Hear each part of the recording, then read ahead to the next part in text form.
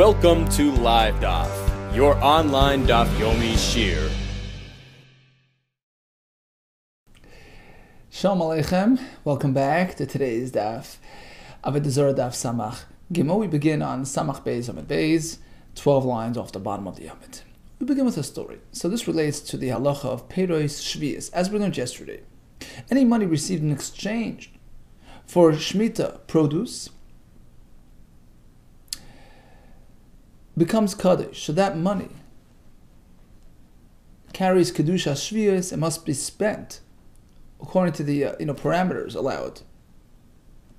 So it can only be spent for personal consumption, right? To buy with it something which you're gonna eat, and also it has to be consumed before the Zman Habir, which means to say as long as the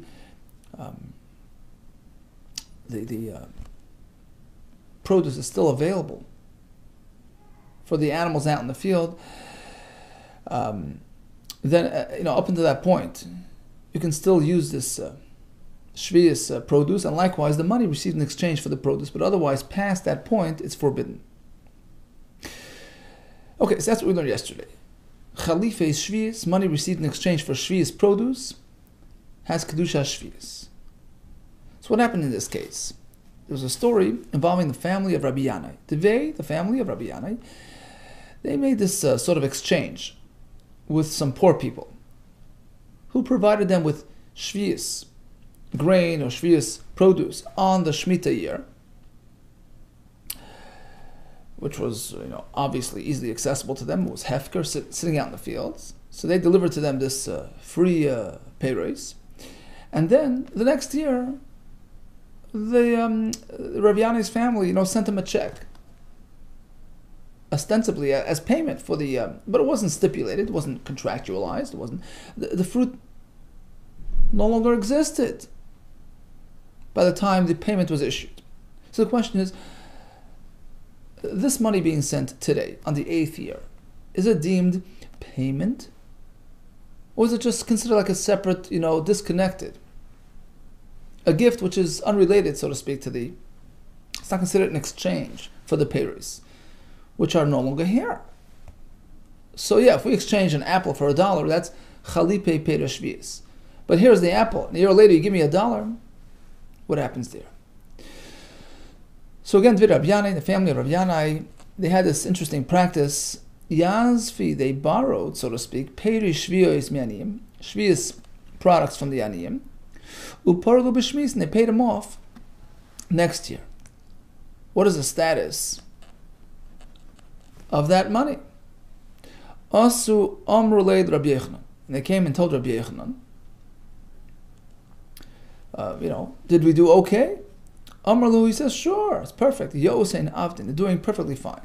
In fact, it was a favor to the Aniyim. Now they got a nice donation.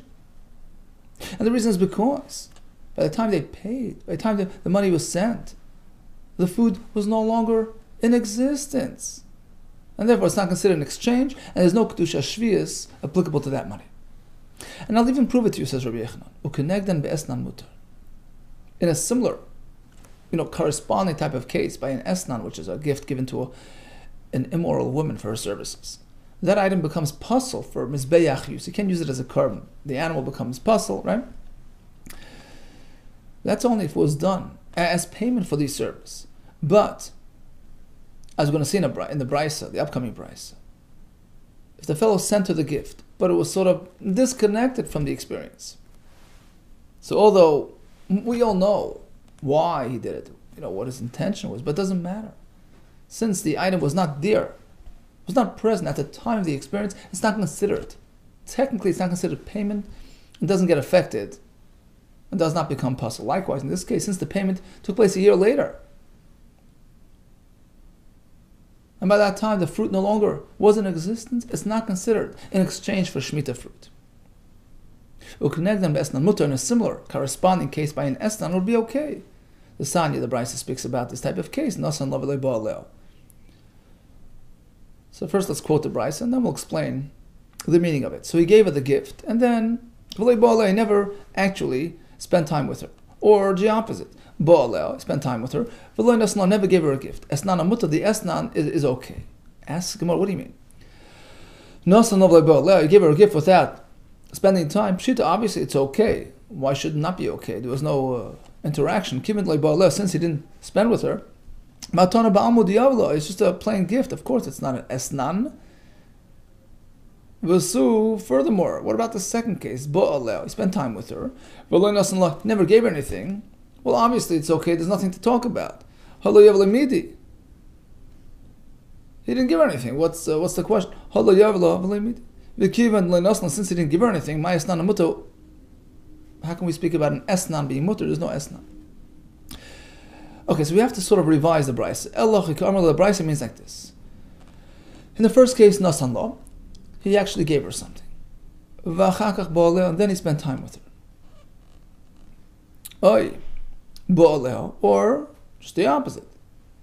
He spent time with her. Then he gave her the gift. Then he sent her the sheep. Esnan mutter, that sheep is okay for mizbeach use. Okay, and the reason is because it took place much later. So in the first case, he gave her the gift today. So the gift preceded the experience. That's not an esnan, which is only when it's payment for the experience. Okay, let's go back and sort of take it case by case. In the first case, he gave her the gift. And then he spent time with her. The item is kosher. It's not labeled as an esnan. Why? True. When the item was transferred, it's still early in the game. But then when he spent time with her later on, it should sort of retroactively affect the item. Meaning, it turns out that it was transferred as payment for the future experience. Lechel Allah. It should get applied on this sheep, on this goat, Isser Esnan. The problematic, status of an Esnan, I'm afraid, retroactively. Right? So he gave it to her on Sunday. Then he interacted on Monday. So on Monday, during that interaction, the item is deemed payment. In which case he gave her Sunday an Esnan. So of course it gets affected. Because he gave it to her on account. Amar Rabbi. Elazar was speaking that the item is no longer here. By the time Monday came around, the item was gone. So you can't consider it payment for the experience. She took the sheep and she brought it as a carbon before the experience. Now, what exactly happened? If when he gave her the animal on Sunday, he says, it's yours from now. Pshita, obviously, the shari, of course it's okay. The halesa b'shasbi, it's no longer in existence when they interacted, of course. It's just a plain gift. It goes without saying. Why even mention this? Now, if he didn't tell her it's yours from now, but then the question is, how could she even bring it as a carbon? It's not hers. You can't take somebody else's animal and use it as your carbon. The pasuk speaks about a fellow donating his own house. Your own thing you could donate. Amar Achmona, the pasuk says, Ma beisai.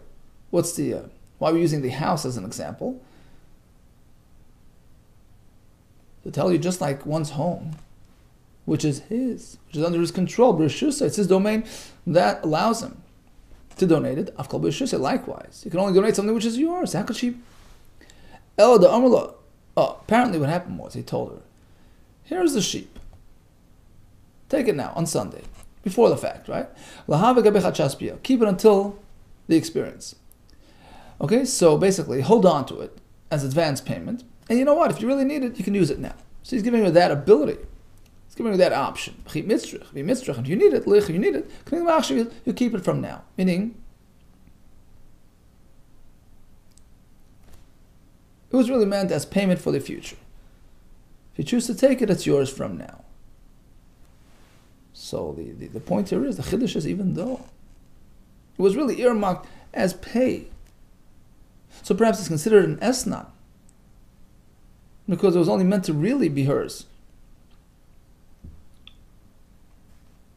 starting from the moment of interaction.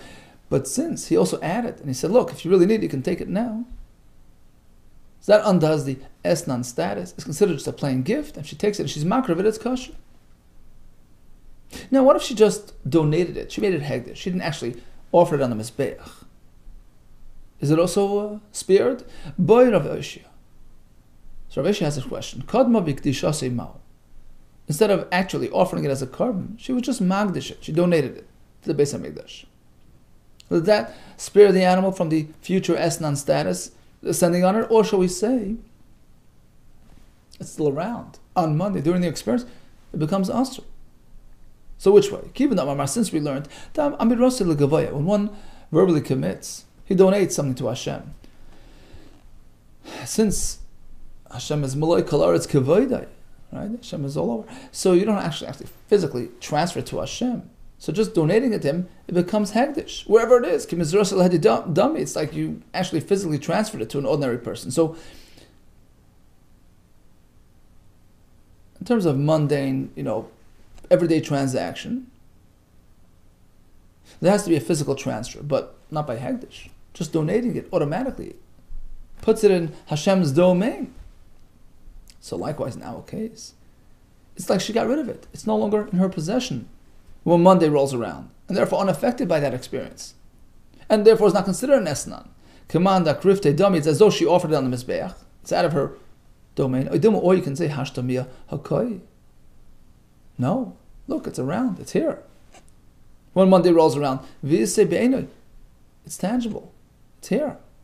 And since it's around during the experience, it becomes an esnan. Says the Gemara, B'tivshim de Rebbe Elazar, perhaps you can resolve it based on the previous statement.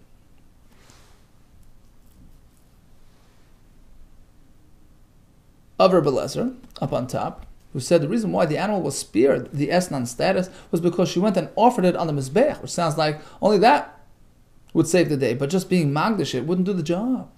Rebbe Elazar told us, she quickly went and was makar of it. So perhaps dafka kirvasa, you can derive that only an actual hakrava saves the day. But just being magdish doesn't do the job. Well, not necessarily. Perhaps Rebbe Elazar wasn't really sure about being magdish. Hakrava he knew it was okay, but hegdish, well, it's a toss-up. So Rebbe Elazar, the question was, how to understand Rebbe Elazar? Was it clear to him? Did Rebbe Elazar really hold that only hakrava does the job? Only that would work. But just being magdish, it wouldn't really help the animal. Because since it's around when they interact, it becomes esnan. It's considered pay for the experience. Or perhaps he wasn't sure. Yeah, so she went and she was magdish it on the Sunday, so it's no longer around during the Biyah on Monday. Certainly it's okay. But if she just magdish it, well, there's an element of uncertainty there, and I don't want to get into that. So we're not sure what Rebbe Elazar meant, and therefore we leave it unresolved take. So again, we have the story of the late payment for the shvius fruit. Rabbi Yochanan says it's safe and sound because the fruit is no longer here. It's not considered an exchange. It's not considered direct payment. Just like by the esnan, where the Brisa speaks about either advance payment or delayed payment. In both cases, it's not considered actual esnan, payment for the experience, even though that was his intention. But the fact is, it's not there. It's no longer around. At the point of their interaction, it's not considered an esnan. So we analyze the first part of the Brisa where he transferred the sheep on Sunday, which was the day before they interacted. And was speaking that he stipulated, look, if you need it, you can, take it now. And she did. She was makar of it, or perhaps she was magdish it. In this case, the animal was saved from the esnan status. And likewise, ba'aleh v'achagach nosan la'esnan mutar. If they interacted first and then he followed by giving her that gift, it's okay, because it came after the fact. It's not deemed affected by their experience.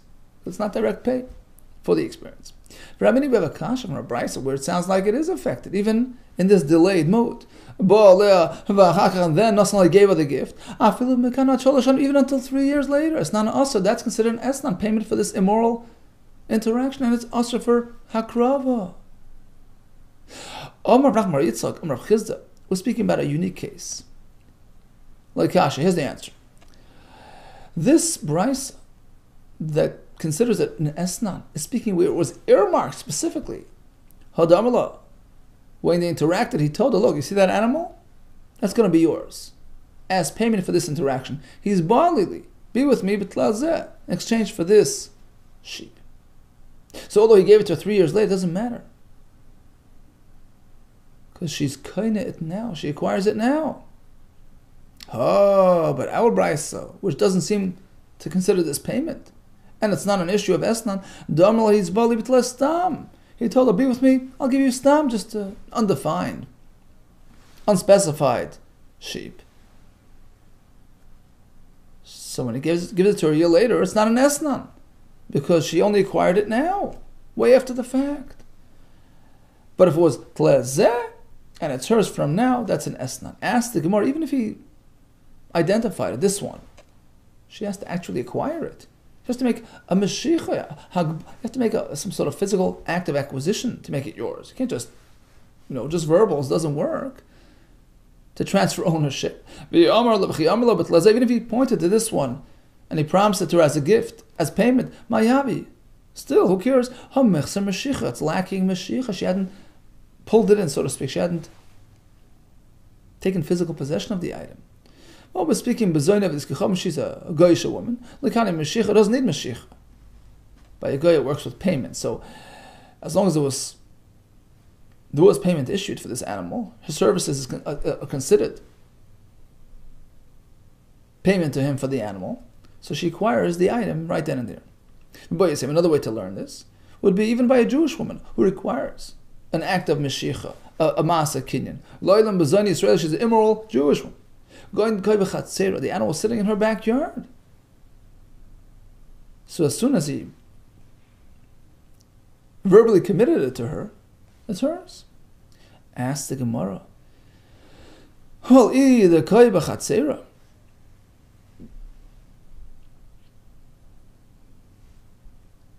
if it's sitting in her property,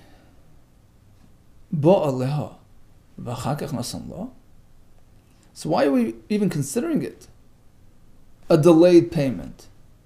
It's not so. Kanila. She's kind it right away. Rashi says she gets it even before their interaction because he already gave it. He says, this is yours. Leitzricha must be that it was sort of a pending gift. He said, look, I'm providing this as sort of a security. If I don't pay you in cash, you'll keep this. So it's not yet hers. It's sitting in her possession. She has access to it. It was earmarked as security for payment, which may not show up. Leitzricha must be the shavni la apoiteki. Apoiteki means apoitehi koi. My commitment is sort of tied to this item. Damala basically he told her like this: I'll pay you cash. If I pay you, I bring you money. Mekan v'ad implant, until Hanukkah. Motive, then you'll be good with that. V'loi, but here's the guarantee: if I don't pay you by this and this time, shakli b'snanech, you'll take this goat, I'll take this tileh, this sheep, as an esnanas payment. So the point here is, since it was already there, and it was already earmarked as potential payment, and she was kain it, either by a guy who doesn't need Mashiach or by a Yid where it was in the Chatzar. And again, it was earmarked, Zeh was identified. This one is going to be yours. So, since it was around and in her possession at the time of their interaction, it's considered an esnan. But our brisa, which doesn't see this as a problem, is speaking that it was not pointed out, it was not identified. He just promised. I'll give you some animals. So that's and then he shows up a year later. It's not considered an esna. Okay, so again in the brisa we have two examples of non-esnans. The gift was transferred before the act and was already, offered on the mizbeach by the time the act happened, or in the reverse, they first interacted and then he gave her the gift. So unless it was earmarked and designated in her possession, otherwise it's okay. Masad of Sheshes. Now let's go back to the Shemitah issue. the delayed payment for the Shemitah produce, which Rabbi Yochanan sort of sanctioned. Why? Because since the fruit was no longer in existence, they had already consumed the fruit, this payment issued today on the 8th year is not considered direct payment for that fruit. Masar of Sheshes, we have a kasha from a brisa. So he owes his lunch to his workers. Right? That was the deal. You work by me, I pay you wages plus your lunch. I don't have food on me. Go to a local grocery, local wine shop, and he'll supply you with your food, and I'll pay up. So let's say, so the question is, who's responsible? Who's really giving them the food? Suppose it's not kosher food. Suppose you have a goysha worker, and you're going to end up in the store, and you're going to give him yayin nesach, which you can't have benefit from. You can't have enough from yayin nesach. So is it considered that the store is giving it to the boss, who's now transferring it to the worker, so in which case he's actually benefiting from yayin nesach, because he's serving him forbidden wine? Or shall we say, no, the worker is purchasing it from the store owner, and the boss is merely, picking up the tab. In which case, the sale is between the worker and the store owner, not between the store owner and the boss. So basically, is he responsible for what they're eating? That's the question. Masar of Sheshes, we have a brisa. Well, it depends how it happened. In the first case, it's okay.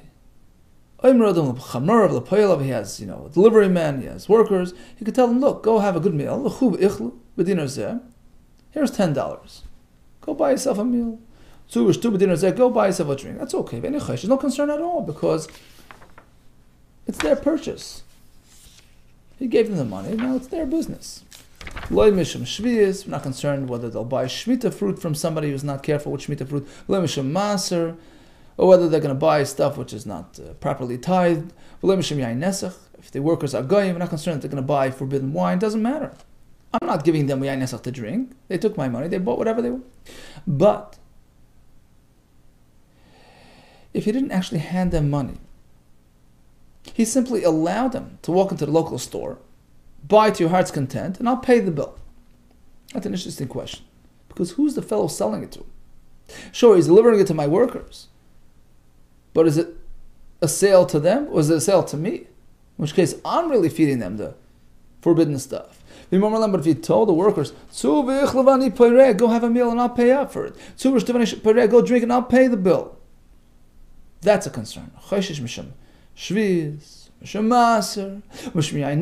we're concerned about forbidden stuff. What does that tell us about the nature of his transaction? Apparently, apparently, when the boss goes and actually pays the bill to the grocer, he's paying for forbidden stuff that he purchased. It's considered an exchange, as if the boss got the wine and he's paying for it, even though he never took delivery of the wine. And even though the workers already ate the stuff. Same thing with Shemitah fruit. It's no longer here, they had their meal, it's gone.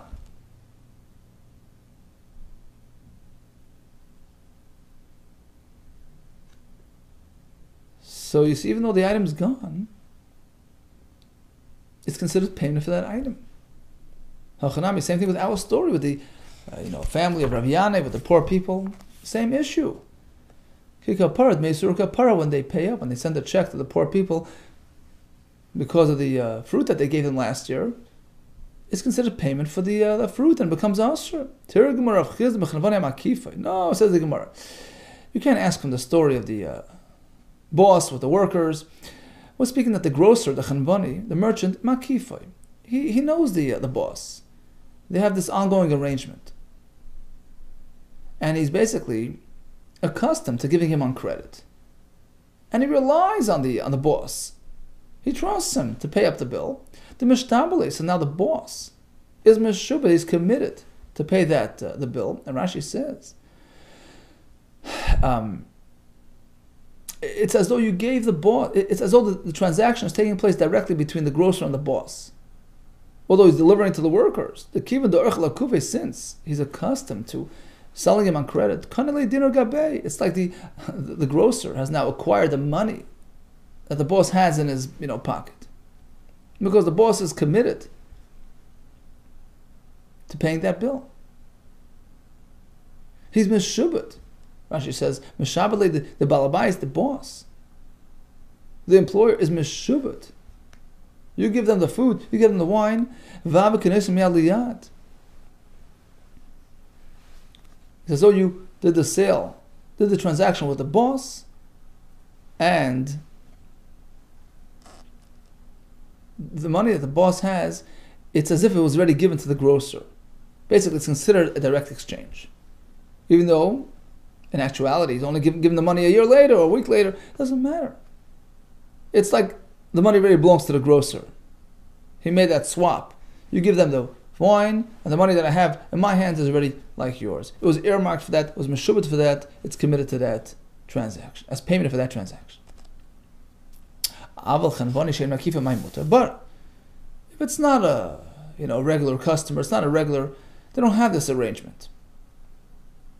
It's a merchant who doesn't extend credit to this boss. They don't have this arrangement.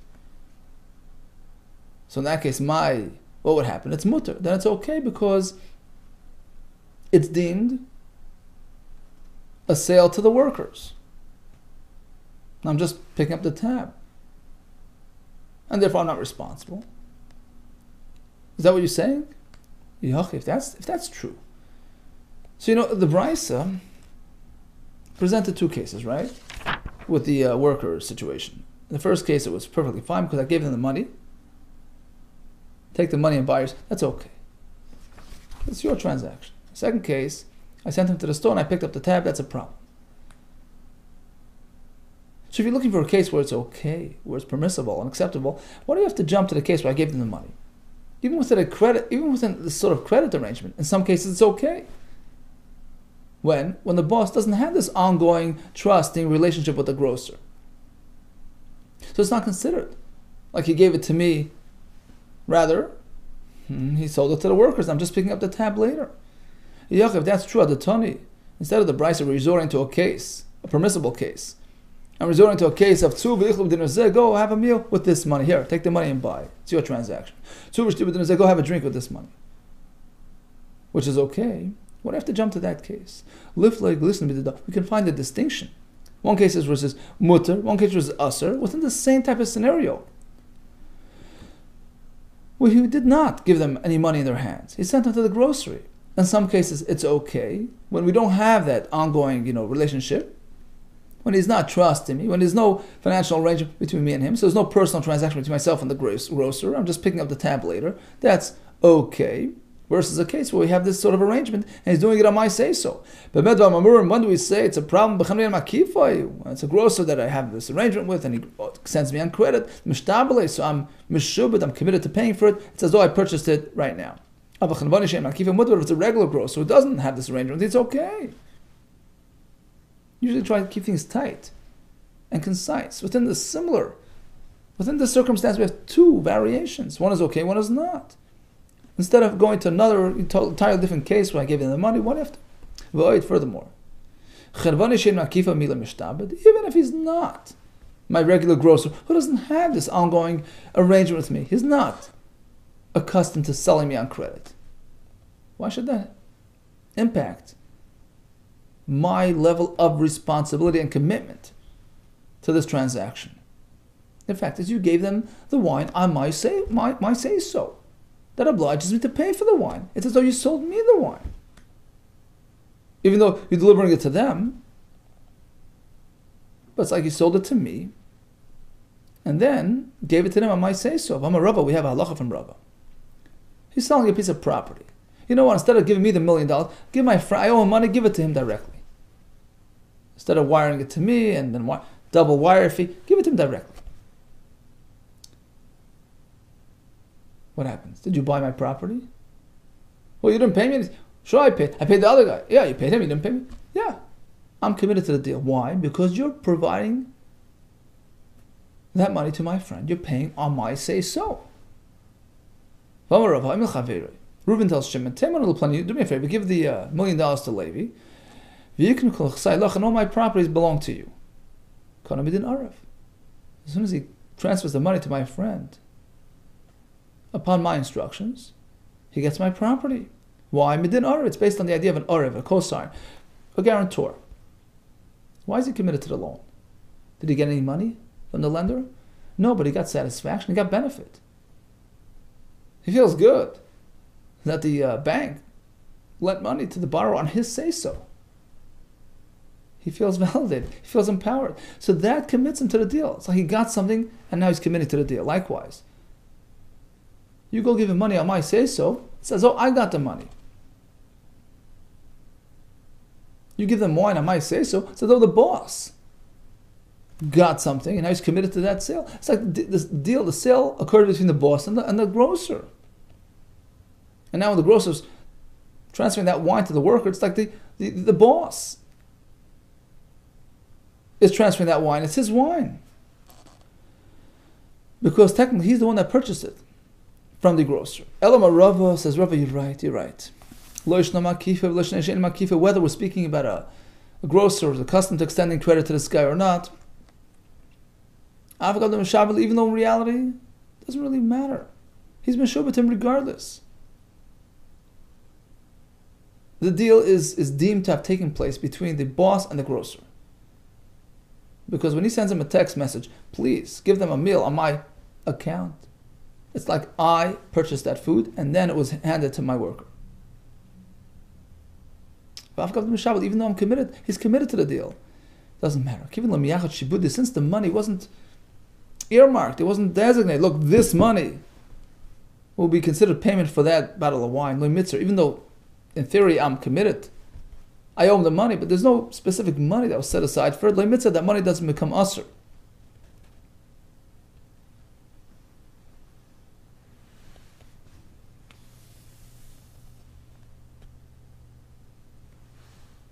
It's not considered chalipin, says Rashi. There's no money. It's all in the air. It's all, commitments, undefined commitments. So I'm obliged to pay for it, but there's no money to speak of. To say that money, right, is chalipin of the item. Okay. So that explains why they were able to pay on the 8th year for the product they received in the 7th year, because there was no money to speak of until the 8th year. By the time the money was paid, the food was gone. There's no chalipin, it's not considered a direct exchange. Okay, so now back to the story of the workers.